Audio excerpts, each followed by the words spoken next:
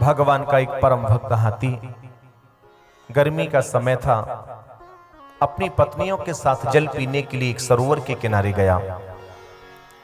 उसके बच्चे भी साथ में थे।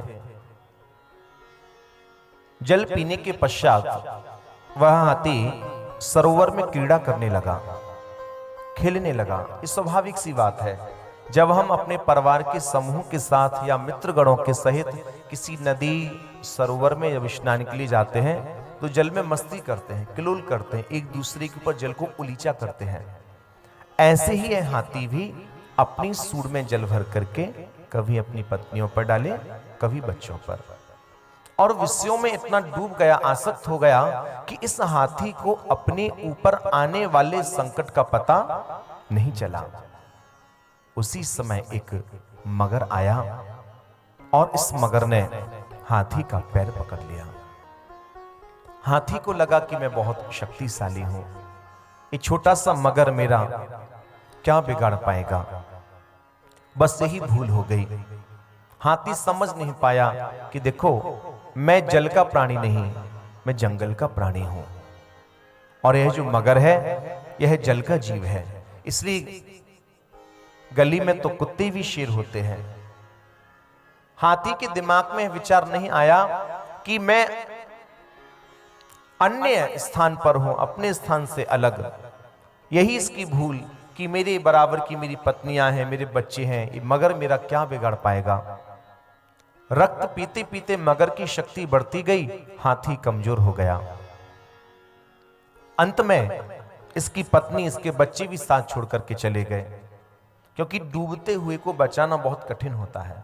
क्योंकि जो डूबता है, यदि उसे बचाने के लिए कोई जाता भी है तो उसके भी डूबने का खतरा रहता है, क्योंकि डूबने वाले के पास कोई आधार तो होता नहीं, और जो भी हमारा बचाने जाए उसी को पकड़ता है। तो बड़ी सावधानी पूर्वक गोताखोर डूबते हुए को बचाते हैं। अब इसकी पत्नियों ने सोचा, बच्चों ने सोचा, ये तो मर ही रहे हैं, ये तो डूब ही रहे हैं, हम क्यों इनके कारण अपने प्राणों को संकट में डालें। और यह हाथी को छोड़कर किसके पत्नी बच्चे चले गए। हाथी विचार करने लगा कि अब मैं किसकी शरण में जाऊं, कौन मेरी रक्षा कर सकता है। तो इसने भगवान के लिए पुकारा, लेकिन बिना भगवान का नाम लिए, संशयात्मक रूप में कहता है, क्या कोई इस जगत का ईश्वर है? यदि कोई इस जगत का ईश्वर है तो वह आकर के मेरी रक्षा करे। प्रभु का नाम नहीं ले रहा, संशयात्मक रूप में क्या विचार कर रहा है, क्या इस जगत का कोई ईश्वर है? यदि है तो आ जाए मेरी रक्षा करने को। और महाराज, भगवान का स्तवन करते करते यह हाथी भगवान के स्वरूप में इतना खो गया कि अब इसको यह भी नहीं पता कि मेरा पैर किसी मगर ने भी पकड़ रखा है।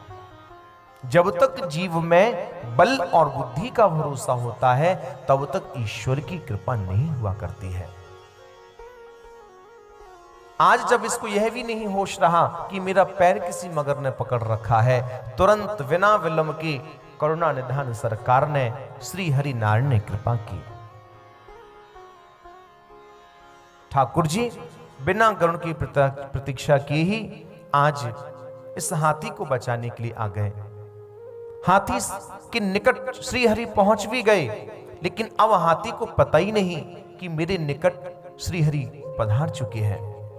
इतना खो गया भजन में, ठाकुर जी के स्वरूप ध्यान में। तभी भगवान की एक शक्ति है, नाम है उसका कृपा। कृपा शक्ति ने याद दिलाया, हाथी देख देख, आज तुझे बचाने के लिए कौन आया। बिना कृपा के, बिना संत निर्देशन के, बिना संत आश्रय हम श्री हरि से परिचय प्राप्त नहीं कर सकते हैं। हरि से मिलाने वाला यदि कोई है तो वह सद्गुरु ही हुआ करता है। आज कृपा शक्ति ने बोध दिलाया है कि हाथी देख, तुझे बचाने कौन आया। जैसे ही नजरों को घुमा करके देखा, होश आने पर देखा, रे मेरे प्यारे प्रभु ने कृपा की है। विचार करने लगा, श्री ठाकुर जी मेरे निकट पधारे हैं, अब मैं श्री ठाकुर जी को क्या भेंट दे सकता हूं, क्या अर्पित कर सकता हूं। सच्चा भक्त वैष्णव संकट की घड़ी में भी भगवत सेवा करना चाहता है। असहाय है, संकट में है, फिर भी विचार कर रहा है कि देखो मेरे कारण प्रभु को कष्ट उठाना पड़ा। संकट की घड़ी में भी सच्चा भक्त कभी ईश्वर से कोई कामना नहीं करता। विचार कर रहा है कि मैं प्रभु को क्या समर्पित कर सकता हूं। बड़े गौर से इस हाथी ने भगवान का दर्शन किया। सबसे पहले चरणों को निहारा। आहा, मन में विचार करता है कि देखो श्री ठाकुर जी के चरण बिल्कुल कमल के समान हैं। इनके चरण कमल हैं, इनके हस्त कमल है, इनका मुख कमल है, और यहां तक कि इनकी घरवाली का नाम भी कमला है। लगता है भगवान को कमल का पुष्प ज्यादा प्रिय है। नजरें घुमा करके देखा, सरोवर में नाना प्रकार के कमल के पुष्प पल्लवित हो रहे थे। आए हाय हाय, उसी समय जल्दी से सूंड से एक कमल का पुष्प तोड़ा है और श्री ठाकुर जी के कर कमलों में समर्पित कर दिया। ईश्वर को जो भाव से जो भी भक्त जो भी वस्तु भेंट करता है, श्री ठाकुर जी उसे अवश्य ही स्वीकार किया करते हैं। ठाकुर जी ने भेंट स्वरूप कमल का स्वरूप स्वीकार किया है। और भाई ठाकुर जी को तो कमल बड़े प्रिय है, ठाकुर जी को बड़ा प्रिय है कमल। आज भेंट स्वरूप श्री ठाकुर जी ने स्वीकार किया है। भगवान ने मगर से कहा, मगर तू मेरे भक्त का पैर छोड़ दे।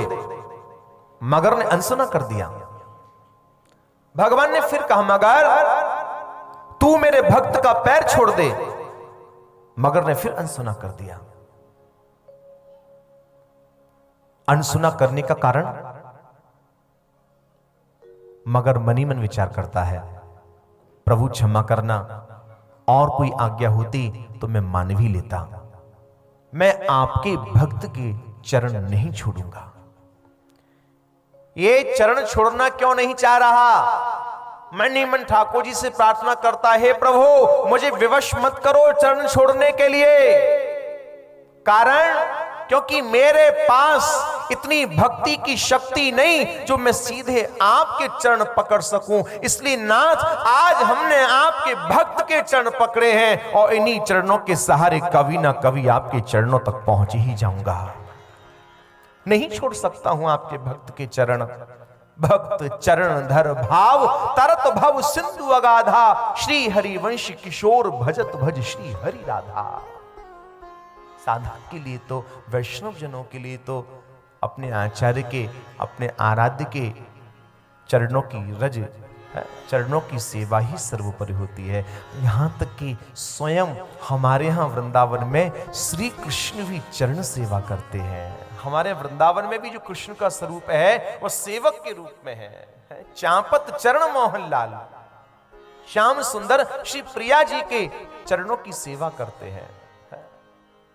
हमारे ध्रुवदास जी कहते हैं,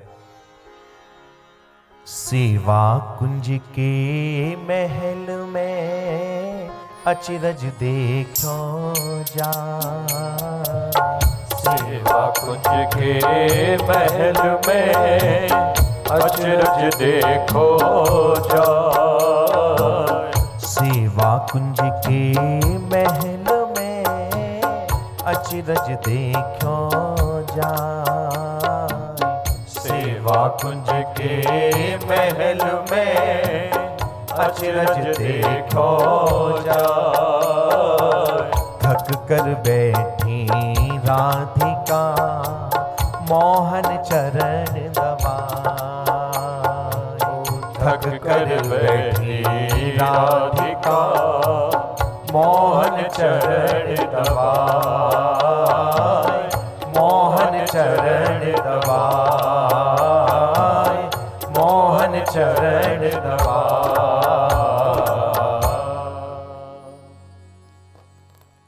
स्वयं श्याम सुंदर भी कृपाभिलाषी बनकर के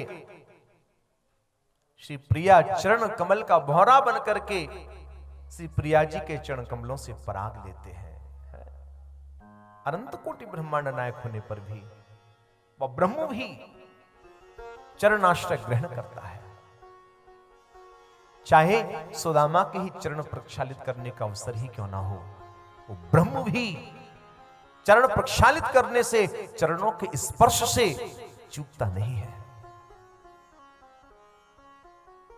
जो आचार्य के, जो अपने, जो आराध्य हैं, जो हमारे गुरुजन हैं, वरिष्ठ जन हैं, जो भी अपने वरिष्ठ जनों के, गुरुजनों के, आचार्य चरणों में शीश नवाता है, माता पिता के चरण कमल में प्रणाम करता है, उसकी आयु बढ़ती है, उसका बल बढ़ता है और उसका पौरुष भी बढ़ा करता है। स्वयं श्री रघुनाथ जी भी प्रातः काल उठ करके अपने माता पिता के चरण स्पर्श किया करते। प्रातः काल उठ के रघुनाथा, मात पिता गुरु नावही माथा। चरण आश्रय सर्वोपरि है। और हमारे यहां का तो नियम ही है, प्रातः काल सो करके जागते हैं तो सबसे पहले धरा को प्रणाम करते हैं, मातृभूमि को प्रणाम करते हैं, और फिर जिसमें किसी भक्त के चरण आश्रय लेने का अवसर मिल जाए, मगर कहता है क्षमा कर देना प्रभु, मैं नहीं मानूंगा आपकी बात, नहीं मानूंगा, मैं आपके भक्त के चरण नहीं छोड़ सकता और छोड़ना भी नहीं चाहिए। भक्त चरण धर भाव, तरत भव सिंधु अगाधा। इस भव सिंधु से पार पार होने का मार्ग यदि कोई है तो केवल सतगुरु के चरणों के श्री आश्रय ही है। भक्त चरण धर भाव, तरत भव सिंधु अगाधा। क्षमा करना प्रभु, नहीं छोड़ सकता। भगवान ने पुनः कहा, मगर छोड़ दे पैर। जहां चरण नहीं छोड़े उसी समय श्री हरि नारायण ने सुदर्शन चक्र के लिए आज्ञा दी और इस मगर की गर्दन का भेदन कर डाला। आज इस मगर के देह से आत्मा निकली, भगवान के चरण कमलों में जाकर के निहित हो गई। आश्चर्य की बात, आज श्री ठाकुर जी ने भक्त हाथी से पहले भक्त चरण आश्रय ग्रहण करने वाले मगर को अपने चरणों में स्थान प्रदान कर दिया। ऐसो को उदार जगमाही, इस स्वभाव है श्री हरि का, इस स्वभाव है।